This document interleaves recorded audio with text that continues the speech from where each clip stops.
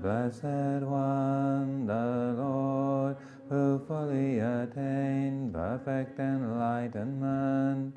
Savakado yena bhagavata dhammo, to the teaching which he expounded so well. Supatipano yasa bhagavato savaka sangho, and to the Blessed One's disciples who have practiced well.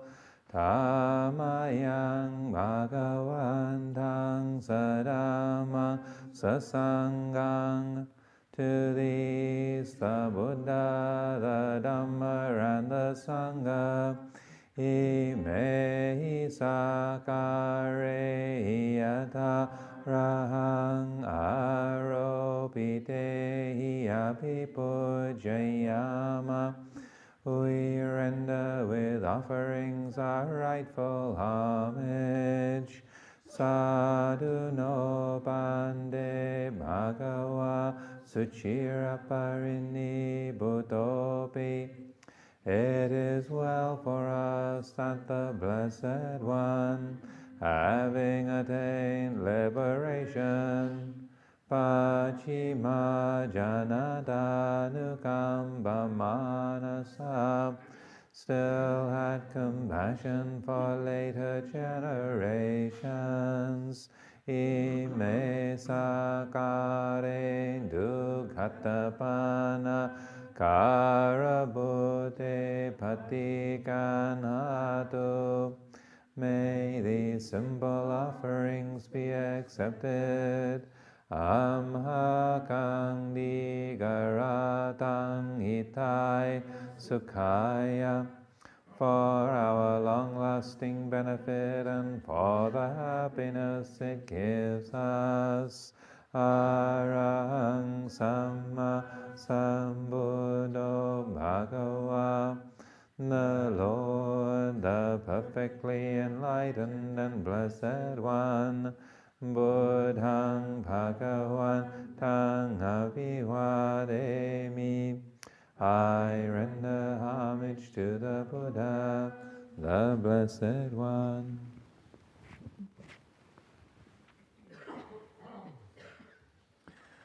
Savakato Bhagavata Dhammo, the teaching so completely explained by him. Dhammang namasami, I bow to the Dhamma. Supatipanno bhagavato sāvaka sangho, the Blessed One's disciples who have practiced well. Sanghang namami, I bow to the Sangha.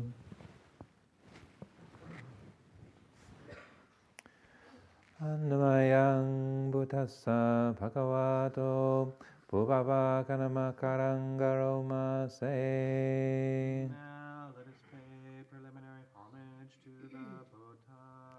Namo tassa bhagavato arahato samma sambuddhassa. Namo tassa bhagavato arahato samma sambuddhassa. Namo tassa bhagavato arahato samma sambuddhassa. Homage to the blessed, noble, and perfectly enlightened One. Homage to the blessed, noble, and perfectly enlightened One.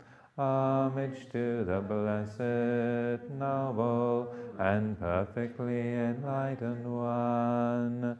Annamayang Buddha Bituting Aroma say. Now let us chant in praise of the Buddha. Yoso Tathagato Araha Samma Sambuddho Tathagata is the pure one, the perfectly enlightened one. Vichacharana Sampano. He is impeccable in conduct and understanding. Sugato, the accomplished one. Lokavidu, the knower of the worlds. Anuttaro Purisa Dhammasarati. He trains perfectly those who wish to be trained. Satadeva Manusanang. He is teacher of gods and humans. Buddho Bhagava. He is awake and holy. Yo imang lokang satevakang samarakang sabramakang. In this world with its gods, demons, and kind spirits, Sasamana Brahmaning Pachang Sate Manusang Sayang Abinya Sachikatawa Bhavedesi. Its seekers and sages, celestial and human beings, he has by deep insight revealed the truth. Yo Dhamma Desesiyadi Kalayanang Maje Kalayanang Pariyosana Kalayanang. He has pointed out the Dhamma, beautiful in the beginning, beautiful in the middle, beautiful in the end. Satang Sapiyanjanang Kevala Paripurnang Parisudang Brahmachariyang Pakasesi. He has explained the spiritual life of complete purity in its essence and conventions. Tamahang Bhagavan Tang Abhipujayami. Tamahang Bhagavan Tang Sirasa Namami. I chant my praise to the Blessed One. I bow my head to the Blessed One.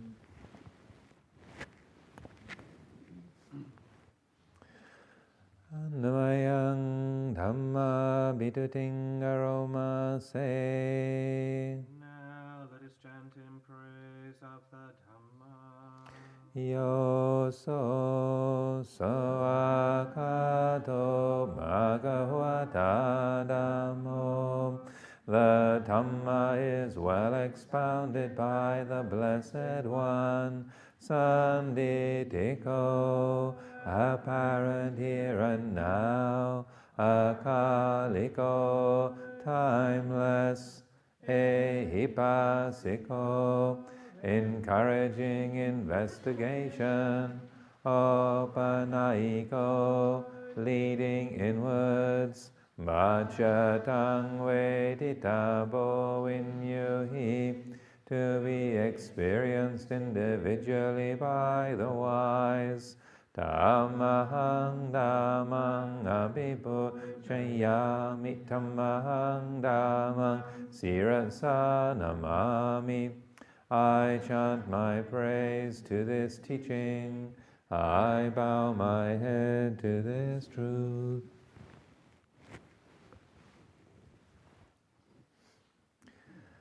Annamayang Sangha Bituting Aroma Se. Now let us chant in praise of the Sangha. Yo so supatipano bhagavato sāvaka sangho. They are the Blessed One's disciples who have practiced well. Uchupatipano bhagavato sāvaka sangho, who have practiced directly. Nyayapatipano bhagavato sāvaka sangho, who have practiced insightfully. Samichipatipano bhagavato sāvaka Sawaka Sangho, those who practice with integrity. Yadidhang Chatari Purisayuka Kata Purisambhugala. That is the four pairs, the 8 kinds of noble beings. Esa Bhagavato Sawaka Sangho.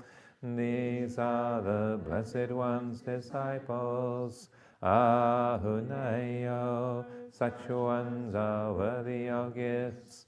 Pahunayo, worthy of hospitality. Dakinayo, worthy of offerings. Anjali Karaniyo, worthy of respect. Anuttarang punya ketang lokatsa. They give occasion for incomparable goodness to arise in the world. Tamahang sangang abhipuchayami, tamahang sangang sirasa namami. I chant my praise to this teacher. I bow my head to this Sangha.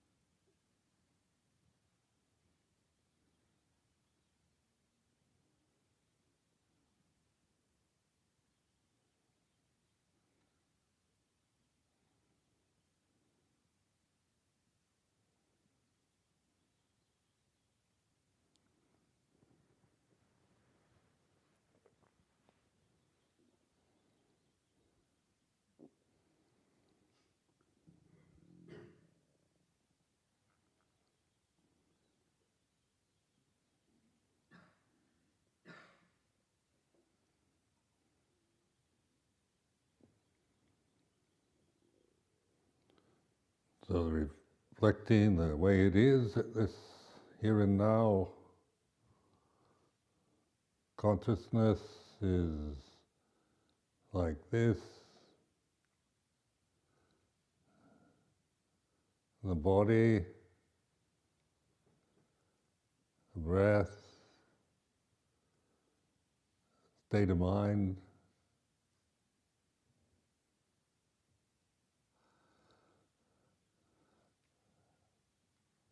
So you can call this Buddha nature, Buddha mind, or whatever, but it doesn't matter what you call it as long as you recognize it and use it.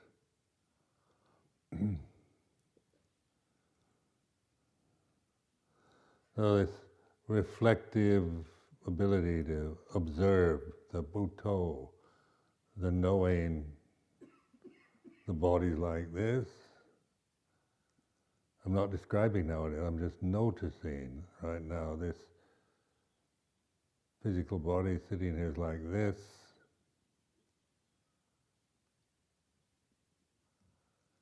The breath.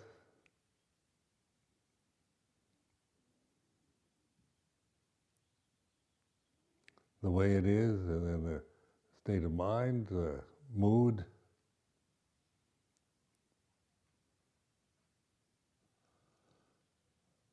Sound of silence, resonating in background like space, consciousness that supports the conditions.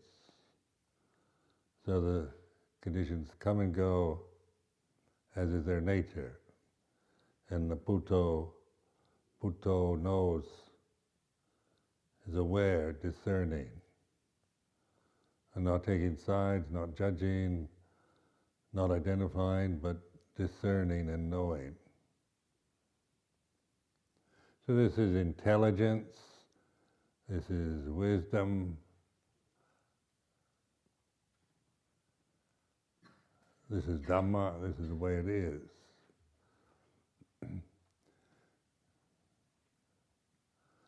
So the human condition, we call this the human body. It's like this, it is sensitive, eyes, ears, nose, tongue, body, retentive memory, feelings, emotions, memories. And so in this way of reflecting, that which is aware is not memory, is not feeling, is not the body. It's Bhutto, it's the knowing, discerning, universal intelligence.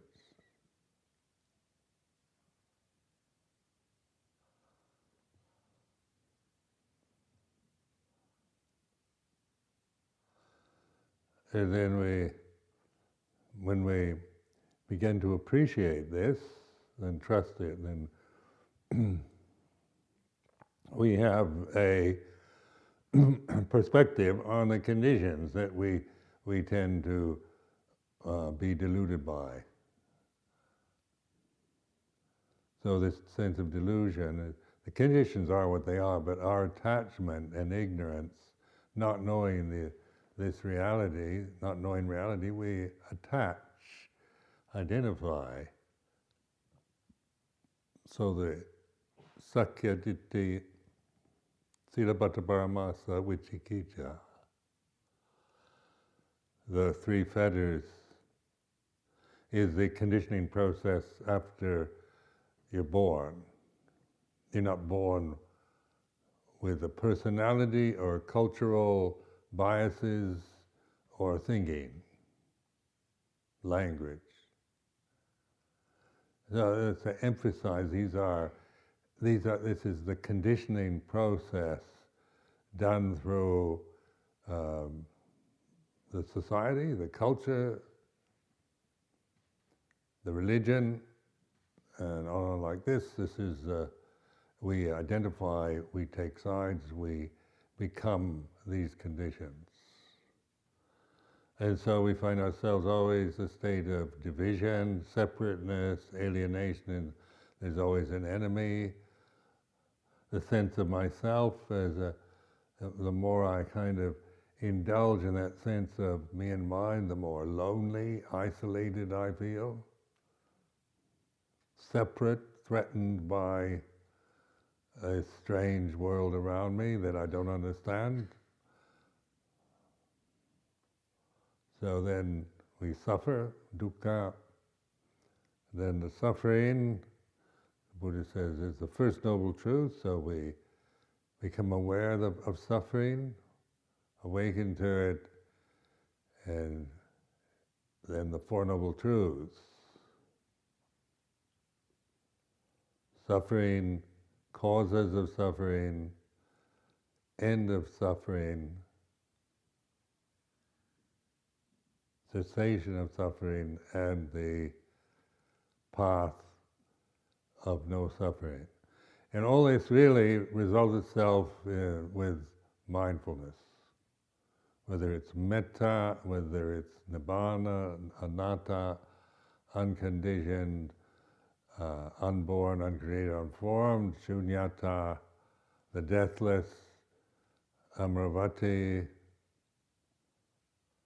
These are words, just kind of slightly different ways of looking, but the point is not to grasp the meaning or the perspective, but to realize, recognize this still point that includes everything.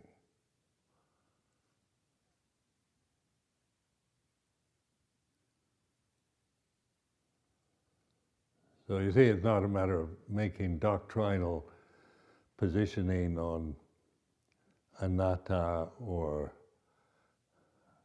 like the question about Hinduism, Atman, and then we say Buddhists don't believe in Atman, we believe in anatta, non-Atman, and it goes on like this is cultural conditioning, religious conditioning, a kind of clinging to concepts. The whole point of the Buddha's teaching is not to cling to it, but awaken. So it's not a matter of believing or disbelieving in the Atman, but in being awake and aware.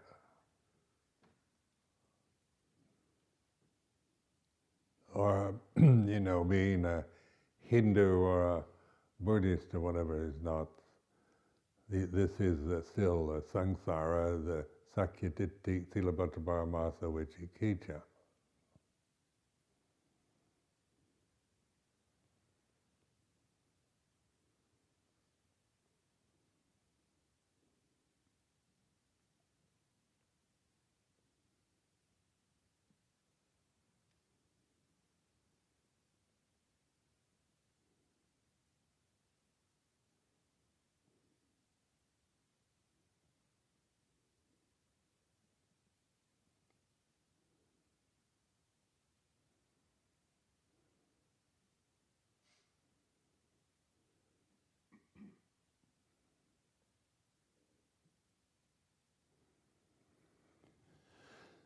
So then the Four Noble Truths, the Paticca Samuppada, the 10 fetters, 4 stages, and all the rest, Abhidhamma, the Pali Canon, all this is not for grasping, but it's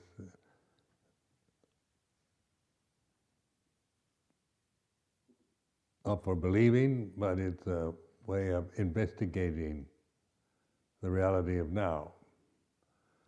It's not a matter of, if people read the Pali Canon, and then they form views and opinions about it. So it's like, you've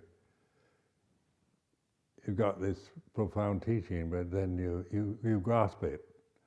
And because of the Sakkaya Ditthi, this basic delusion, sakkaya ditthi, silabhatra paramasa vicikiccha. So even though you're grasping something very good, wisdom teachings, you're not, wisdom isn't coming out of it. You form sects, cults, and so forth, and form views, divisive views about Buddhism or religion in general. So then they say, somebody once asked me could I describe the essential teaching of the Buddha in a sentence? And so I said I can do it with one word. Wake up.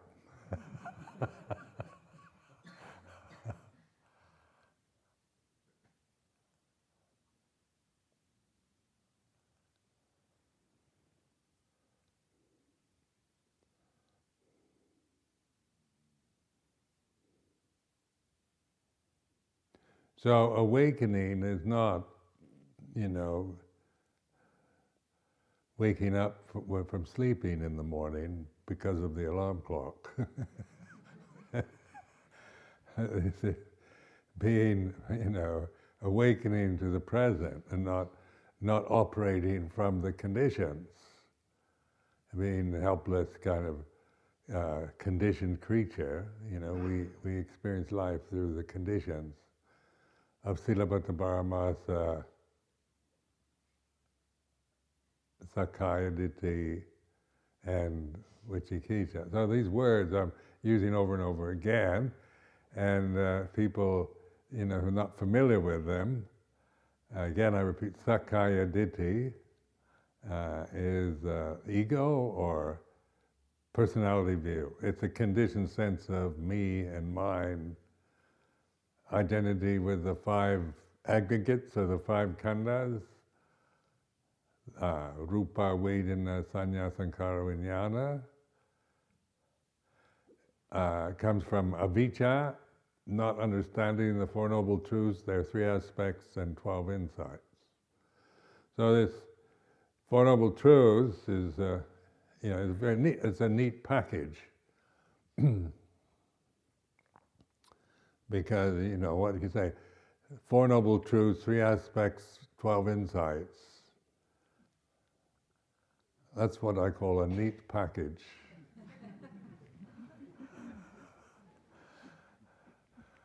But when you put it like that, it's not very inspiring, is it? Three aspects of what? 12 insights.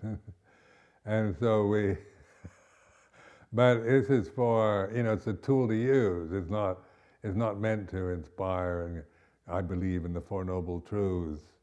Kind of Buddhist doctrine says that you must believe in the Four Noble Truths. It's not like this. This is a kind of misunderstanding, misuse of them. So dukkha is not something you believe in, it's something you experience.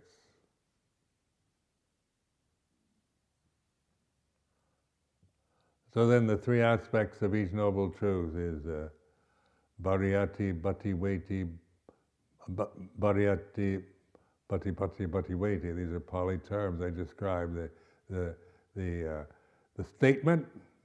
Bhariyati is the statement, the intellectual statement. There is dukkha. Bhati tells you what to do, understand, this should be understood. And then bhatiweti is the result of having, understanding dukkha. And so this is that. Bhatipata is practicing, is using these truths, not just grasping the meanings or the ideas, but applying it. Understanding means of dukkha means to admit it, look it, notice, feel it. Dukkha is like this. There is this dukkha, and so it's like maybe you've suffered all this time, but there's never really you spent most of your life trying to get away from it. As soon as you feel a little upset, anxiety, ill at ease, you eat something, smoke a cigarette, have a drink, switch on the telly. Because, this is a way of distracting ourselves from boredom or loneliness or restlessness. Not to mention the more, the great passions of greed and lust and anger and jealousy. But so much of our life is not that extreme. It's just learning to get by the day, waiting in the queue, waiting for the bell to ring, waiting for the bus, going shopping at the supermarket, trying to decide which brand of cereal you buy. It's learning to put up with the vicissitudes of your family, their problems, emotional demands, changes in family life, in the workplace, in the society. So it can be pretty dreary, isn't it? Just another day, more suffering, putting up with things, grin and bear it, get by. Have a drink when you get home, just to ease the misery and boredom, and then go to sleep. Then you have moments where you have, romances, adventures, excitements. But much of one's life is not that extreme, is it? It's ordinary, getting through, getting up in the morning, put on your clothes, making breakfast, eating, going to work, a daily routine. Monastic life is, getting up, putting on your robes, going to morning puja, monotonous Pali chanting,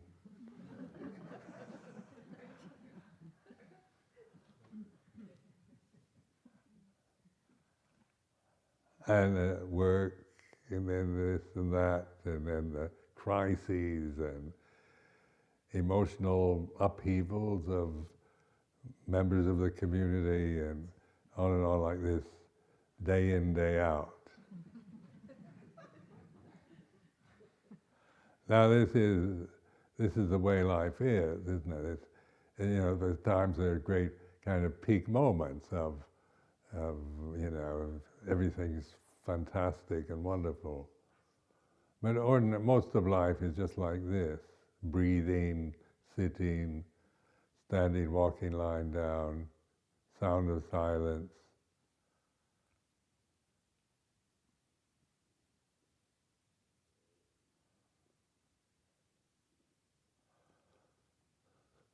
So when we want romance, adventure, excitement as a kind of continuous,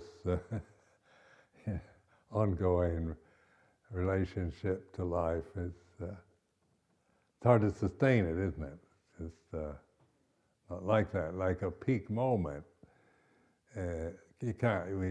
There's maybe the idea where you feel complete and whole, and everything's marvelous, fulfilled. But to sustain that feeling, you have what we call a peak moment, and that determines the cessation of it. It's like you're breathing, isn't it? You have this inhalation, exhalation. So you inhale, and you can't just inhale all the time. You've got to stop. That's the peak, isn't it? And then the exhaling begins. Well, see, that's the pattern of conditioned phenomena, rising, ceasing, birth and death.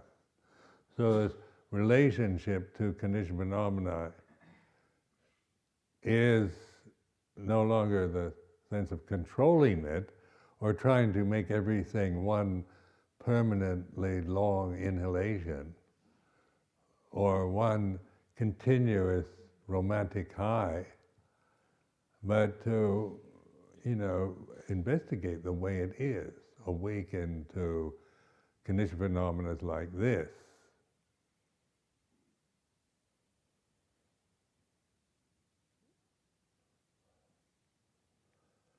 Arising, ceasing, and then that which knows this arising, ceasing isn't about arising and ceasing.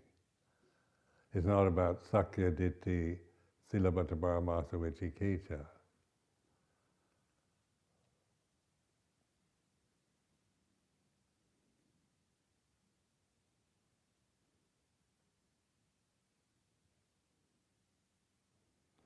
So it's as simple as this: does your exhalation, can it understand and see your inhalation?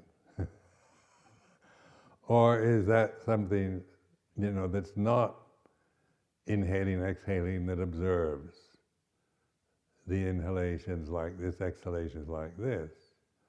So this is the, this is the reflectiveness. Your inhalation doesn't have views and opinions about exhaling, and it can't possibly notice it when exhaling happens and inhaling has ceased. So this is, but that which is aware is aware of both inhalations like this, exhalations like this. Then the Sakya Ditti comes in, and we have views about how you should breathe, and on and on like that. We complicate it with this sense of my breathing, and then we want to get something out of it. We want to use anapanasati to get calm and tranquil. So the Sakya Ditti comes in, and we're trying to use the breathing of our bodies, and we read books about pranayama and all different ways of breathing, and we grasp all this information with Sakya Ditti, and suddenly breathing is complicated.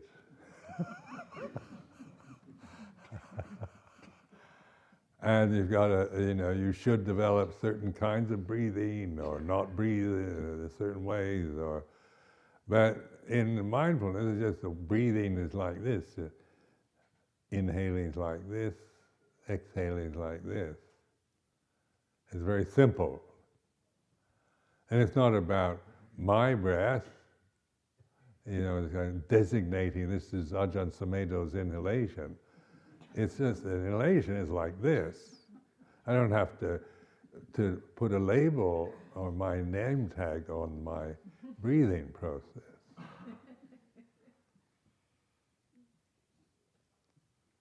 It's natural, isn't it? When you're born, then you start breathing before your parents give you a name.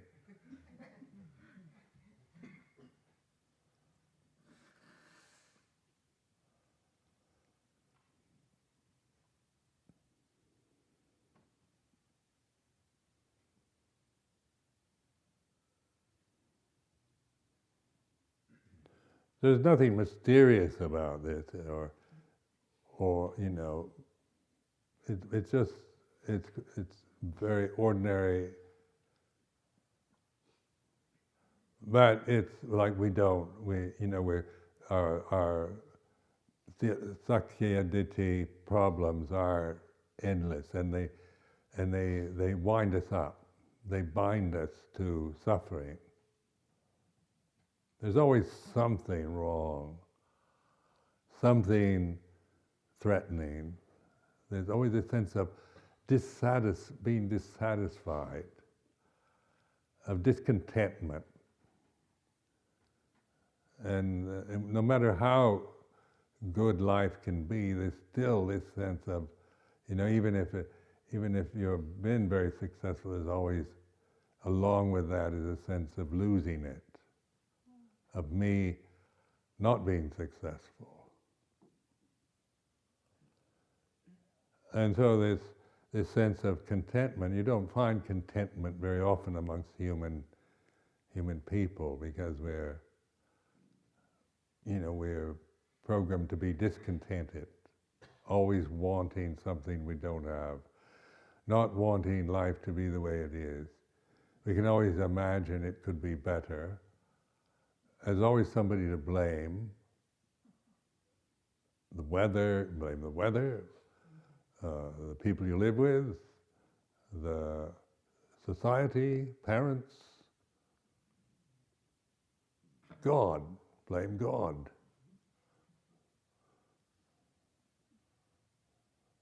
I'm unhappy because life has somehow been disappointing, isn't what I expected. When you're young, you're expecting, I remember young and idealistic, I was expecting a lot from life. By the age 30, what a terrible disappointment.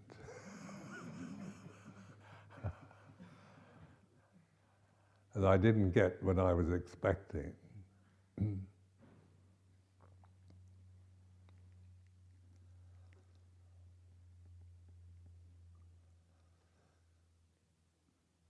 So that disappointment was a dukkha, the First Noble Truth. And then that led me on to meditation. I could, I couldn't blame my suffering and really believe it on anything or anyone in particular. It wasn't like, I could find somebody to blame wherever, but but I couldn't really believe in it. I just could be aware that this feeling of dissatisfaction. So and that led to the investigating the Four Noble Truths. So the 3 aspects and the 12 insights. 3 times 4 is 12. You see how neat the package is. And then the Arahant is the one who had the 12 insights.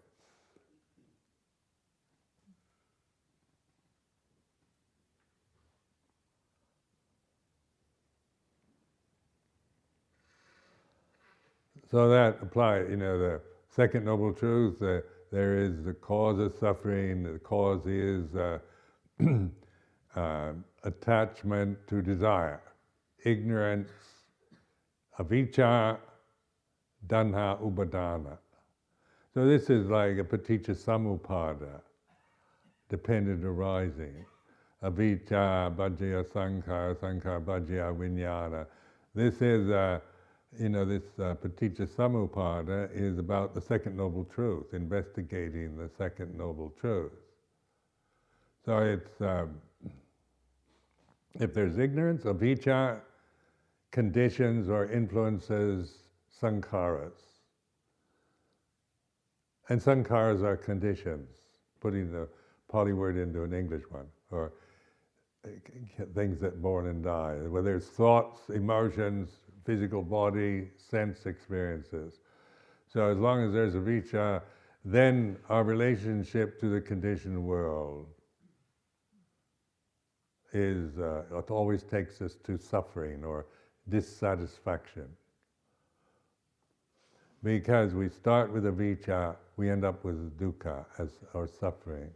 So this is the first half of paticca samuppada, is the second noble truth, investigating the causes of suffering due to ignorance, and then from that ignorance, the desire, tanha, arises, and then that attachment or upadana, clinging to desire, three kinds of desire, kamadana, bhavadana, vipawadana. And then the result of that clinging is suffering, dukkha, sokha pariteva tukha tomanasa upayasa, grief, sorrow, despair, and anguish. So this is, this is not a depressing view of everything's miserable, but it's a way of investigating. Vicca is not understanding the Four Noble Truths. Never having bothered to investigate and practice and have the bhakti veti, the insight, then of course the result of avijja is dukkha.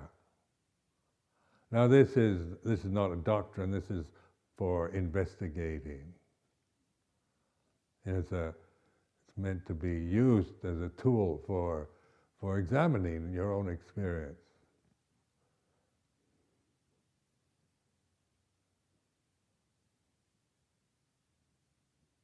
So you have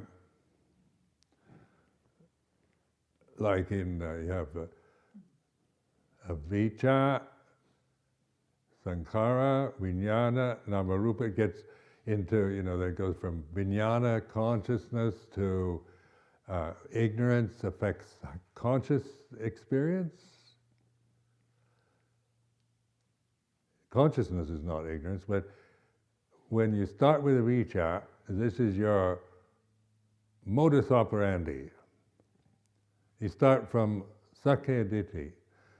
I am an unenlightened person, and I have to practice in order to become enlightened.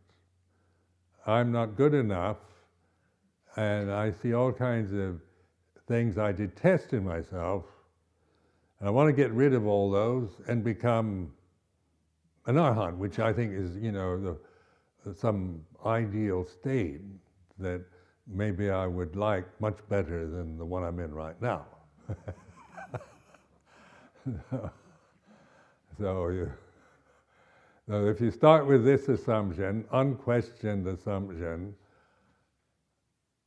well then that affects the sankhara, the consciousness, then namarupa, the mental, physical, and then the salayatana, six sense experiences, which you have contact, senses with their objects, sense organs with their objects, which create desire, phassa, vedana, feeling. So you, out of ignorance, you see something beautiful, you create a desire for it. You see something ugly, you want to get rid of it. So the tanha, then the upadana, the clinging to desire, creates the becoming, which creates rebirth, which leads to suffering as a result. I've done this for many years, just exploring this, to see in my own experience in my life, monastic life, just seeing how every time I start with avijja, with sakkaya ditthi, silabhata paramasa, vicikiccha, as starting from this point, even the best of monastic life is still unsatisfying. There's always something wrong with it. Something that you don't like about it. Or there's always somebody that's giving you a bad time in it. Or, and you get bored with it, and all the kind of monkishness and Buddhist rubbish that you hear.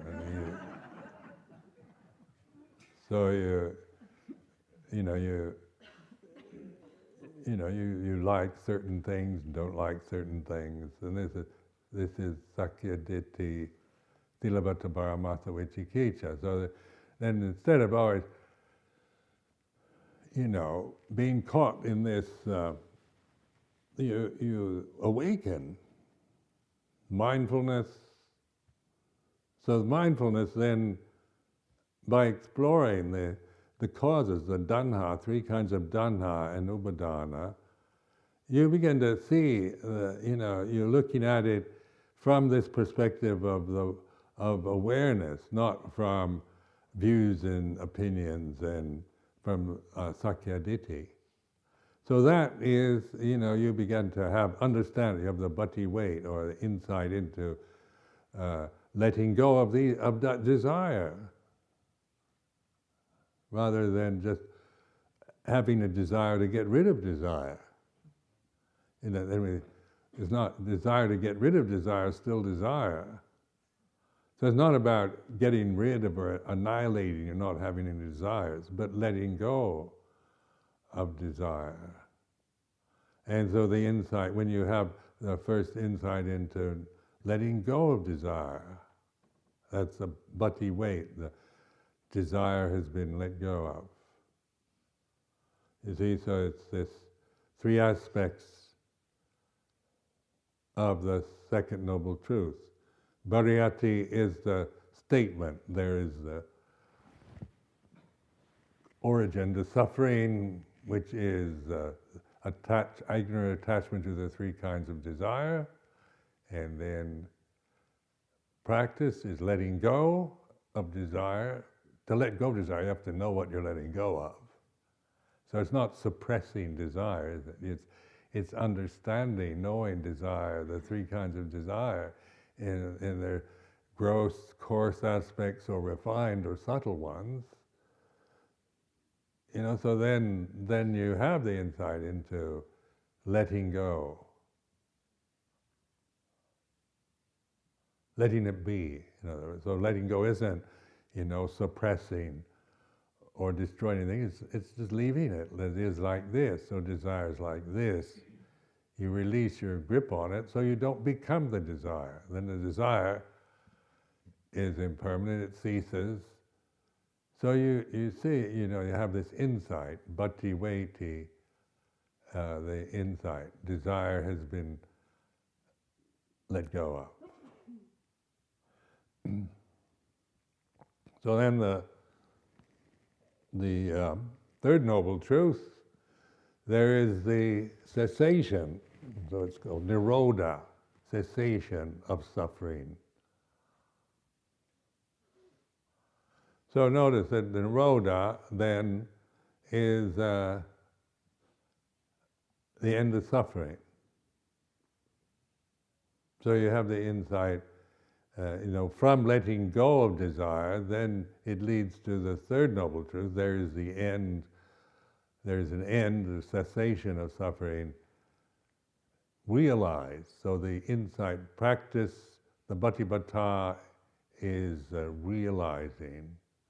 So when we say realizing, this is quite an important word, and yet in English we use it, you've got to face up to and realize this and that. But this is about reality, here and now. This is real. This, when not letting go of desire, and desire ceases, Sakyaditi ceases, Silabhata Paramasa ceases, Vichikicha ceases. It's the end of suffering.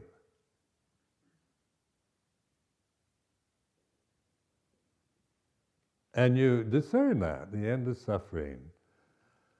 There is the end of suffering, and this realizing is recognizing. The end of suffering is this, and it is awareness. There's nothing, precious or difficult. It's just recognizing, realizing this is the end of suffering, is like this. But then I think, the end of my suffering? Then they're back in Sakaya Ditti again. But at that moment, the suffering that you were experiencing when you let go of it, and with mindfulness, then you see the end of suffering. It's that quick, it's not. Sometimes they make Nirodha into some kind of profound, total annihilative experience, but don't wait for the total end of the universe. This is happening all the time, in daily life.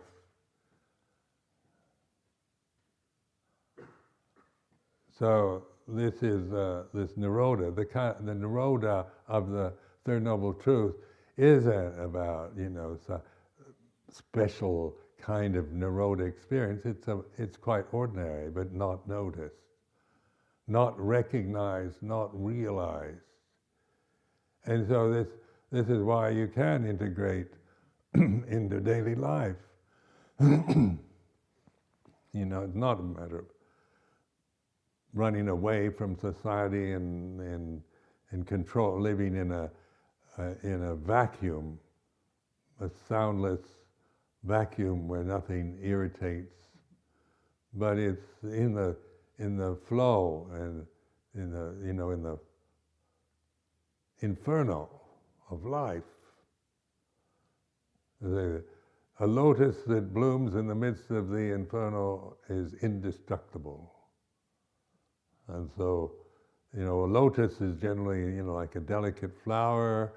An inferno is a kind of terrifying heat, kind of overwhelming heat and strength and threats. And then the lotus is very delicate, fragrant, beautiful thing in the midst of an inferno. Is indestructible. So this is mindfulness again, the recognizing and cultivating awareness, mindfulness. So then the insight, cessation has been realized, fully realized, which leads to there is the way of non-suffering. And so this way of non-suffering, or the Eightfold Path, is how to live one's life, daily life, within the human form and the conditions you find yourself. So it's Samma-ditthi, Samma-sangapo, Samma-vaja, Samma-kammanto, Samma-achivo, Samma-vayamo, Samma-sati, Samma-samadhi. It's all Samma-sama.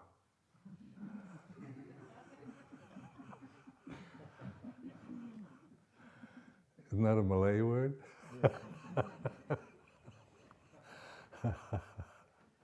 So,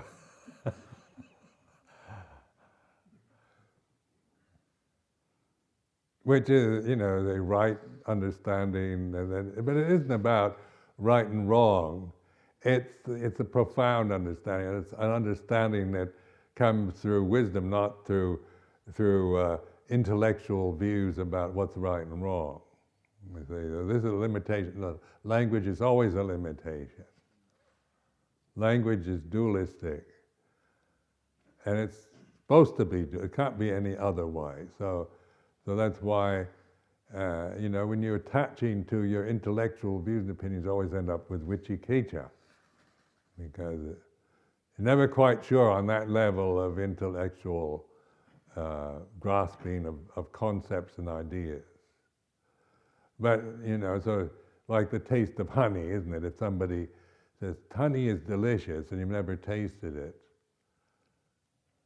and then you just say, well, Ajahn Sumedho says honey is delicious. And then you say, well, what does it taste like, Ajahn Sumedho? Say, it's sweet.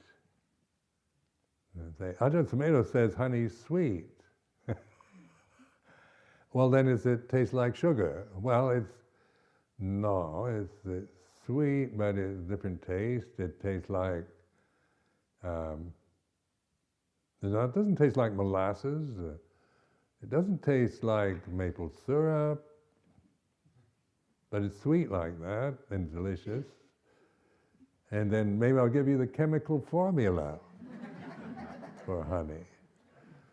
So you've got this, whatever the chemical formula for honey is, you've got that in your mind.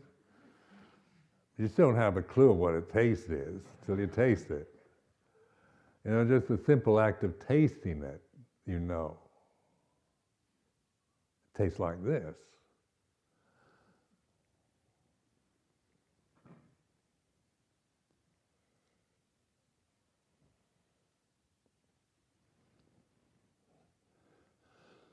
So then cultivating, or bhavana, the Pali word bhavana is cultivating. They use the English cultivating, developing, but it's come from samadhi, you know, this perfect understanding of these noble truths. I mean, you, on the Bhariyati level, Bhatibhata and the Bhatiwait. So the Arahant has had the real insight into, you know, the cultivating of mindfulness in daily life. So it's an integrating mindfulness into the ordinary life that we all have to live. Remember, this is a special situation here at Spirit Rock. But we all have to go back to the daily routine in a couple of days. And how much sakyaditi are you going to produce when you go home? You know, or more and more you'll be aware of views, opinions, likes, dislikes, anxiety, worries about the future, because your relationship to it now is knowing and not, you know, not trying to get rid of anything, but recognizing, worrying about your families like this. So you're not trying to stop worrying, but your relationship to worry changes from grasping it to observing it. Being the Bhutto, seeing it in terms of Dhamma rather than, you know, I'm my worries, my problems.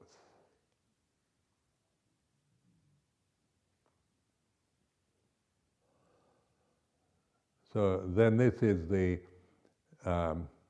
other side of paticca, the Nirodha side of paticca samuppada, it's the third noble truth. At any point of mindfulness, as you appreciate, recognize, and cultivate mindfulness, then the ignorance drops immediately. It's just the avijja is gone. So you get caught up starting with avijja, you know, so you start meditating, I'm an unenlightened person, and I'm practicing hard to become enlightened. You start from this, and you're sitting here trying to get enlightened,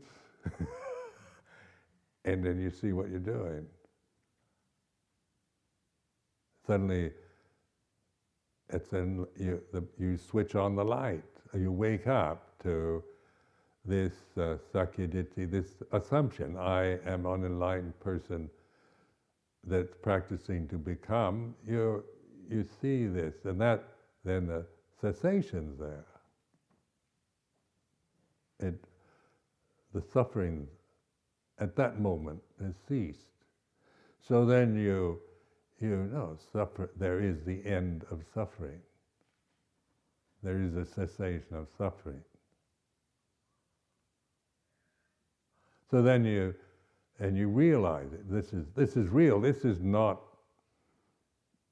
theoretical. This is reality.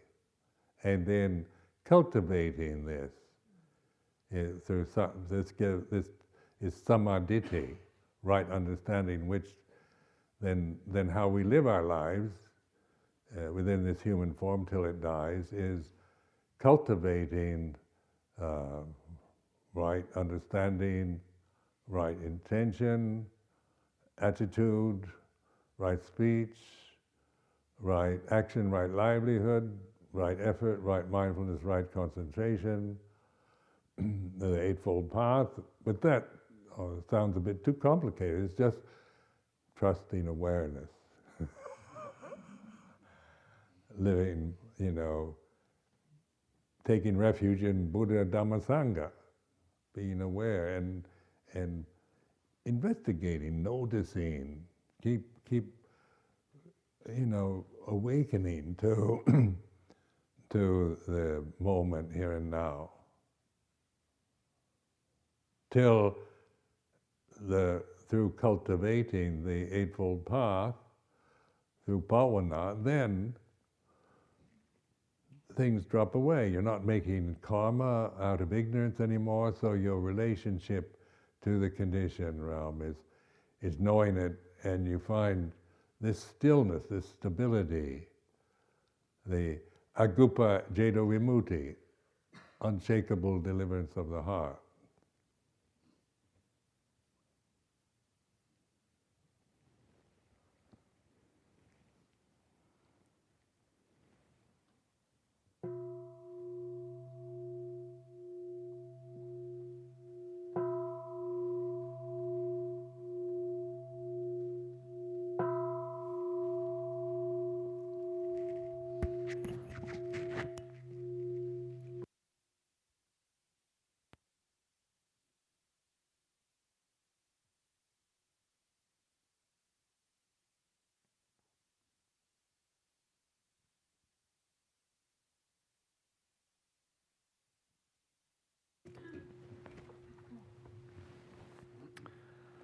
Arahang Samma Sambuddho Bhagava, the Lord, the perfectly enlightened and blessed one, Buddhang Bhagavantang Abhivademi. I render homage to the Buddha, the blessed one.